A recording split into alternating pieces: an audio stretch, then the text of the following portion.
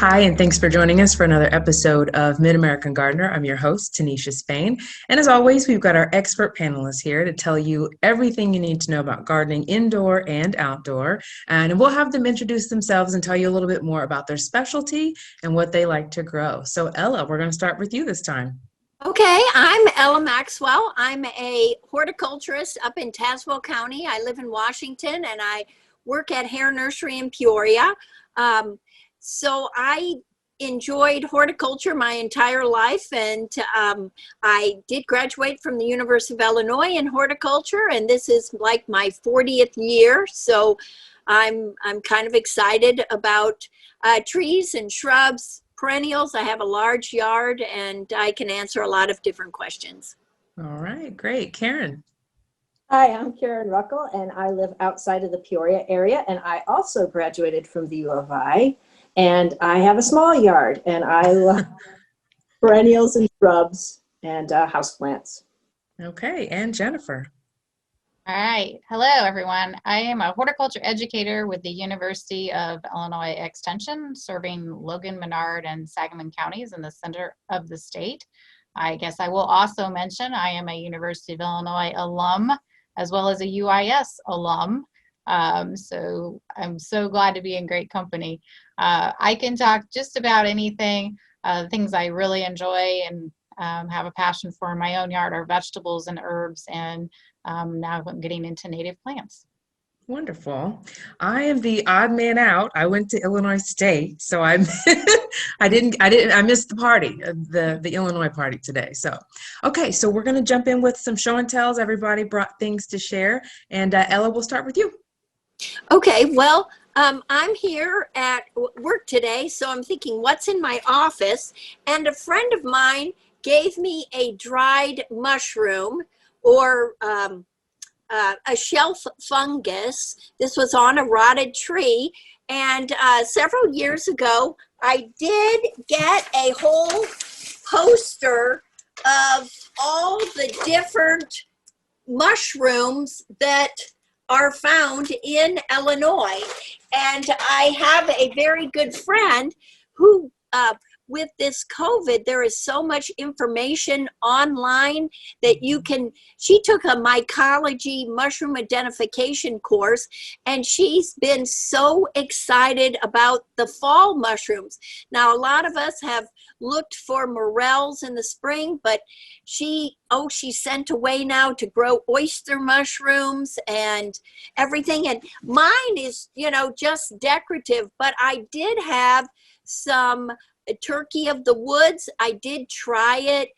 I had it like an egg McMuffin. It was pretty meaty. I don't think I'm going there again.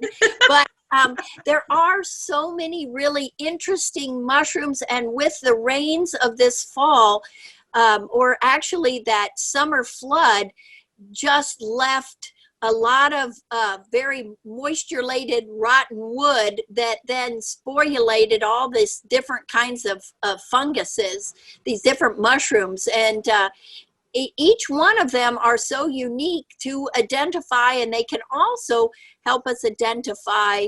Most of them are decomposers that show us that there's rot in our trees. And again, that could create some structural instability, and that's when you see some of these mushrooms growing on the trunk of trees, you have to understand that there's decay.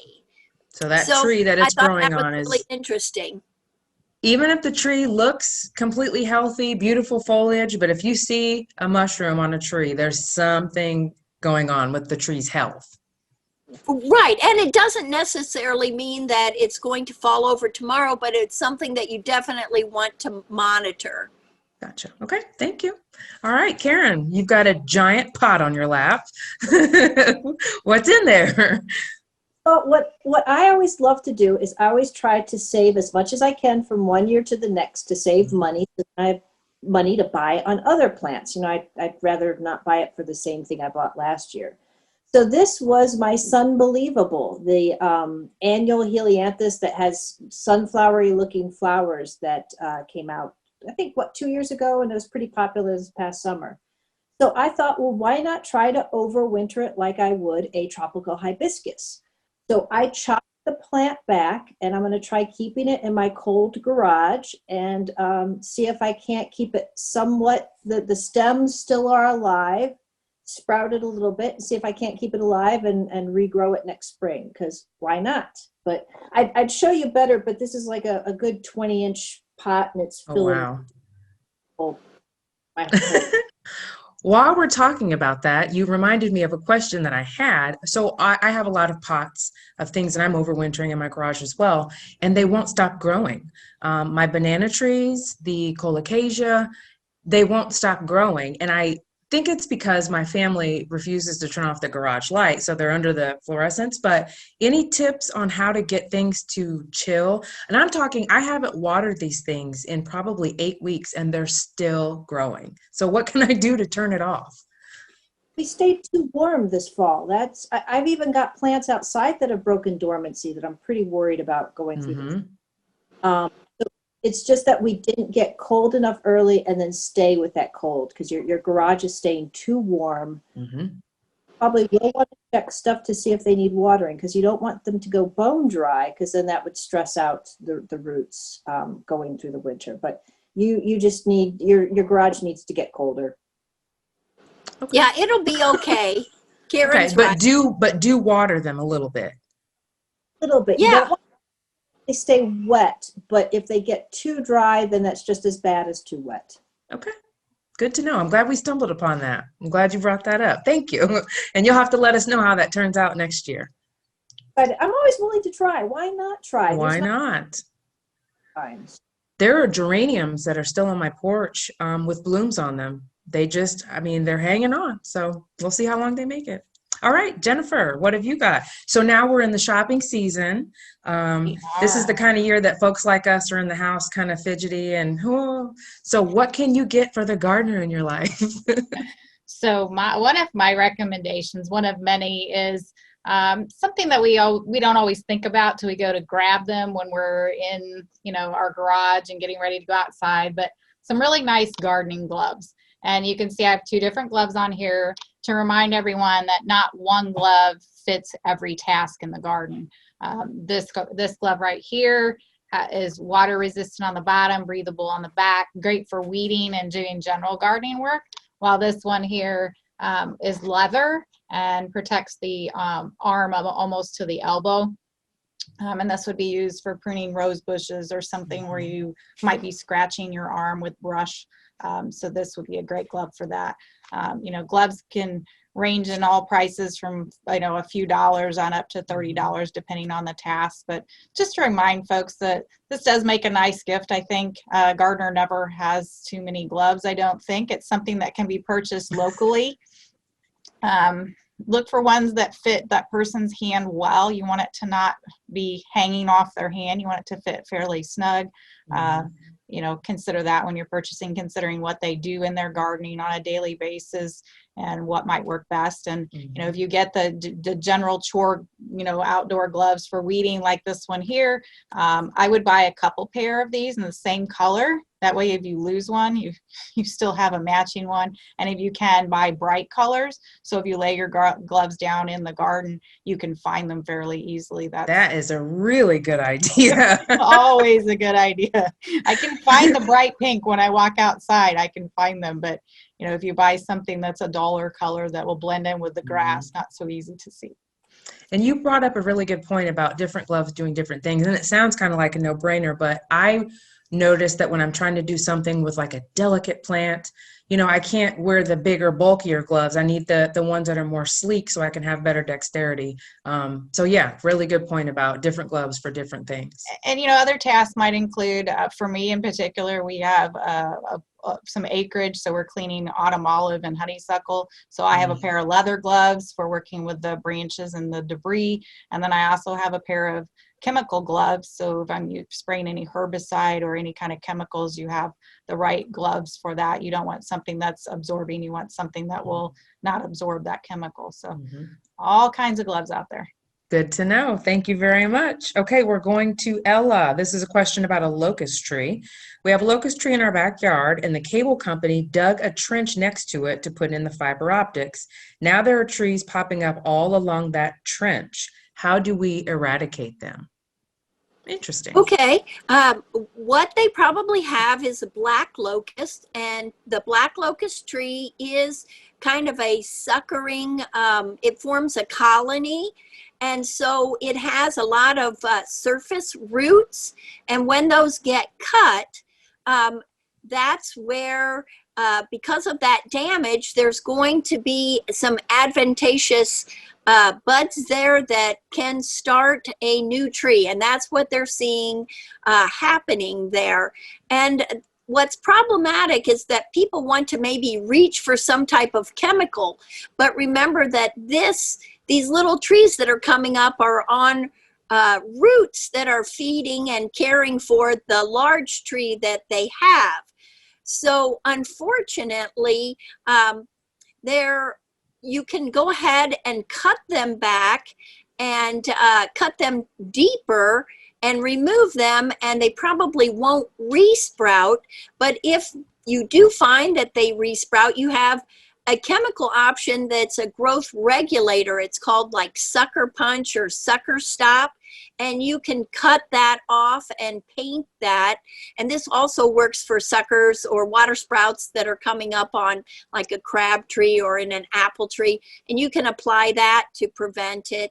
And then another person had once told me that they need light, and so if you just take like a soup can and you cut it off near the ground and you put that soup can over the top, it can't come through the metal can. But how many metal cans do you want in your yard? I don't know, but again, That's a lot of soup.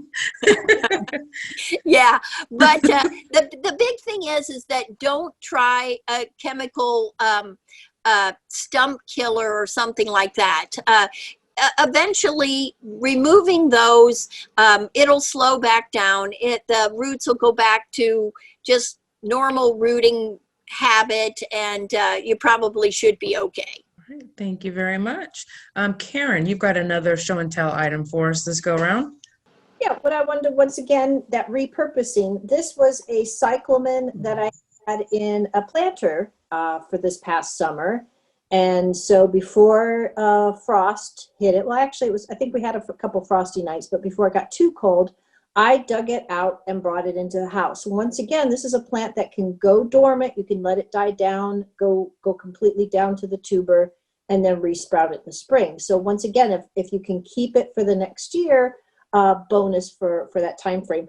And this poor plant, it's not even potted up yet. It's thrown in a plastic bag stuck inside of a pot. Well, it looks pretty happy, so. Watering this right now, though, I don't get any water up in the growing point on the top of the plant or cold water. Mm-hmm. So I make sure that I'm watering it so that it's going more to the soil and that it's room temperature water. Interesting. Okay. Thank you, ma'am, very much. All right. Now we're going to go to 978. This creeping plant showed up about July and spread rapidly.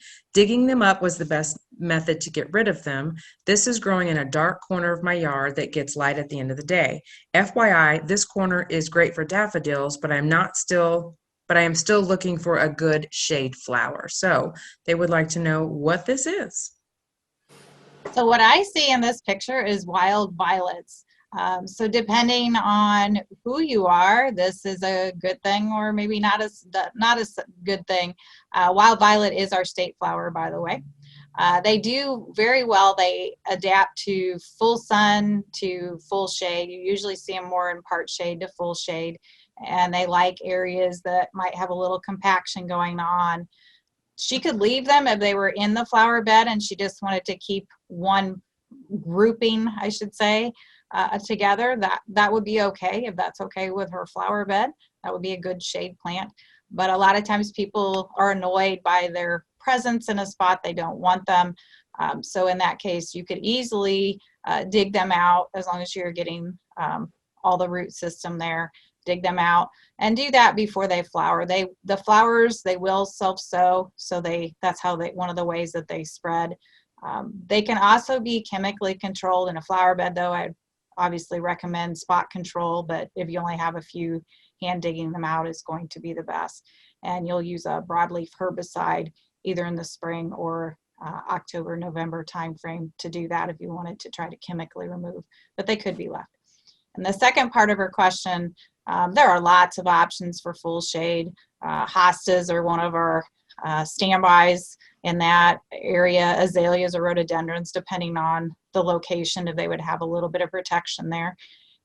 As a shrub would be an option, a stilbe, but there are lots of choices. Ferns would be another good choice. Mm-hmm. I have lots of wild violets that pop up in our yard. I like them. I'm just going to leave them alone and work around them. They don't match the color theme in one of the beds, but I just let it slide. And you mentioned the lawn, and if they are in their lawn, before you remove them, think about your plan for how you're going to address the soil conditions. So many times they will be in an area that grass doesn't grow well. So if you're going to try to remove them, be prepared to correct the soil conditions and plant a desirable turf or desirable plant material there. Okay. 975, we're going back to Ella. This is a long one, so bear with me. I have a black elderberry, which is in the spring. I have a black elderberry, which in the spring and summer looked beautiful. The past month, it started to not look so good. Some of the leaves are wilting and the branches look dead. I was pruning the dieback, and it looked like an insect had crawled out of the center of one of the branches. All I can tell you is that it looked black or at least dark. After cutting several back, photos attached, it appears that there's a hole in the center. Is this insect damage? If so, what can I do about it? I prefer something organic, as I try not to use chemicals in my garden at all. That is from Lori J. Okay, So what do you think? The Sambucus has a pith in the center. So if you were to split the stem, that's a diagnostic tool on identifying it. And there are some native bees that maybe a broken stem, they can use that as a nesting site. They would, they're tunnel nesters.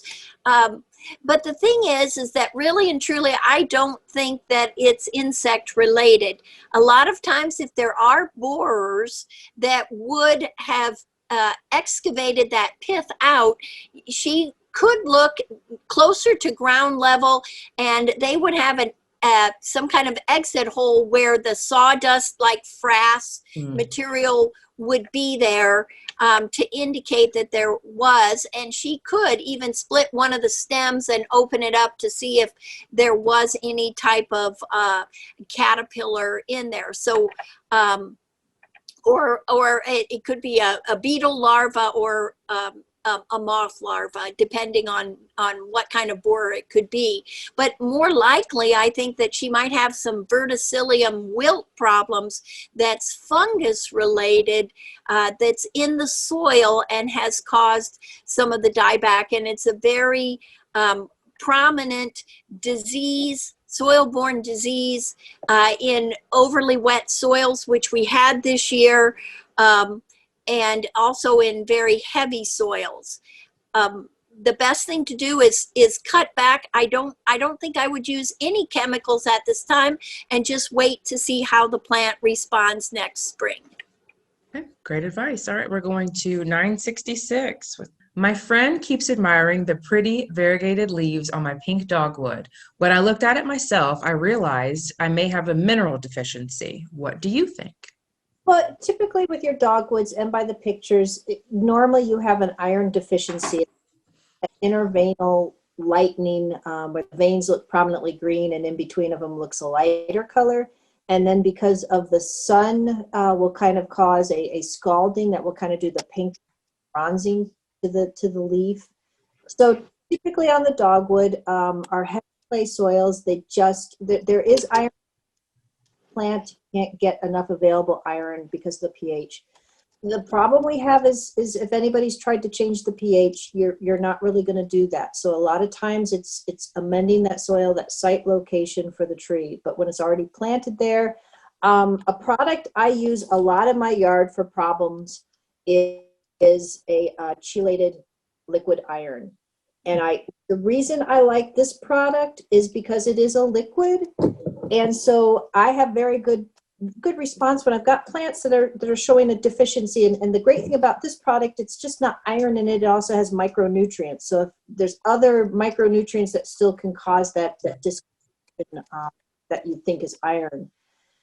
I have a good response with this on plants of spraying it on the plants in spring. So when the leaves are new in the springtime, doing it as a foliar feeding, and it really does, its uptake is very good. You get a good response to the plant. And typically, I've had a couple years, 3 to 4 sometimes, where the tree does fine with not showing a stress or an issue. Or you also can do it as a soil application. Awesome. So when you say the foliar feeding, do you dilute what you have in like a spray bottle and just sort of mist? Yeah, well, when you've got a tree, you need an end of a hose sprayer. So you set the dial on it to the proper dilution for the product, and then it automatically draws up your product, dilutes it with the water, and then sprays it onto the whole tree. Okay. I was thinking small version, like her plant. Could you imagine? It could be anywhere from 15 to 25 feet. And with a lot of end of the hose sprayers, a decent brand one, you can get up to that 25 feet. Gotcha. Okay. Thank you very much. Okay, we're going to go 987 to Jennifer. Lots of tree questions today. This one is, we have a redbud tree in our front yard facing west. The bark has been splitting for several years. This year was the worst. We do have squirrels that climb and try to get on the roof. I think that's the problem. What do we do to help save the tree if possible? Do we need to wrap it? We also plan on putting a guard on it. Thank you, from Elaine. So how can she help her tree? Well, redbuds, the good news is a redbud is one of the trees that does have a natural exfoliating bark. By exfoliating, we mean that the bark will shed. So it is natural for it to do that. What she may be seeing possibly, if she does have a lot of squirrels, is that one area where they may be jumping or getting onto the tree, maybe that bark is sloughing off a little bit faster. So that's okay. A tree this size, I would not recommend putting any guards or wrapping it for any reason. Typically, we do that with newly planted trees so they don't split. I don't see a split in the bark. Now, that doesn't mean that the other side of the tree couldn't have it. What she may also want to do is just look a little bit closer at that bark, make sure there aren't any insect holes or seeing any fungal issues, which I'm not going to rule out. But it is something that does happen naturally. Excellent. Thank you. And so now, as we're all starting to, those of us who get fresh trees, I'm an artificial girl, those who go out and get fresh trees, let's talk a little bit about tips to keep your tree happy, healthy, how to not get spider mites in your house. What tips do you ladies have that you can offer to people who are out shopping for a real tree? Well, I say that the best thing to do is to get one of those disposable tree bags so that you can have it under the tree when you want to carry it out of the house, or be able to have a sheet or something to put it on.